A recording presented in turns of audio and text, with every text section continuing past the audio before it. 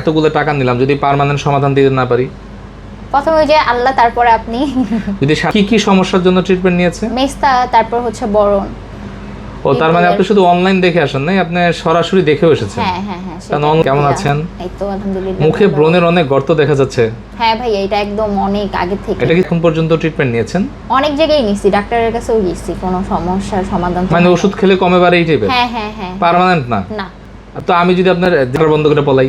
না, ওটা তো করবেন না এতদিনের। আপনার যে এলাকা থেকে আসছেন, যেখান থেকে আসেন, ওখানে কি আপনার পরিচিত কেউ আমাদের থেকে ট্রিটমেন্ট নিয়েছে? হ্যাঁ হ্যাঁ ভাইয়া নিছে, এর জন্যই আসা। মানে ক্লিনে তো অনেক কথা বলে, যেমন আমার ওয়াইফ আপুর মুখের ব্রণের সমস্যার জন্য আছে, কাছ থেকে দেখো যে মুখে হালকা গর্ত দেখা যাচ্ছে। আজকে আমরা রাশিয়ান CO2 লেজার মেশিন দিয়ে এই ট্রিটমেন্টের লাইভ দেখাবো।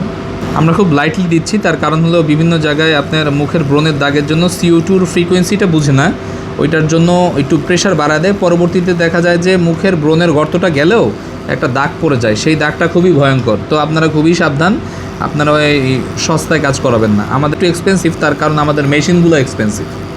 মানে এই সাদা ডট ডটগুলো দেখতে পাচ্ছেন, এগুলো থেকেই আস্তে আস্তে এই শালগুলো, মুখের ব্রণগুলো, ব্রণের দাগ, এগুলো সবই আস্তে আস্তে চলে যাবে। আপনি যদি লং টাইমের জন্য আসেন আইসেন, আর নাইলে আইসেন না।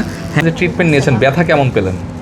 একটু হালকা তো লাগবে, এটাই তো। কিন্তু ওই ব্যথা কি টলারেট করা যায়, মানে সহ্য করা যায় নাকি এমন এখানে রক্ত পড়ে বা গরম লাগে বা না পুজ ভাইয়া, পড়ে? সহ্য করার মতো। কোনো ব্লিডিং হয়েছে? না। ধন্যবাদ আপু, আবার আসবেন।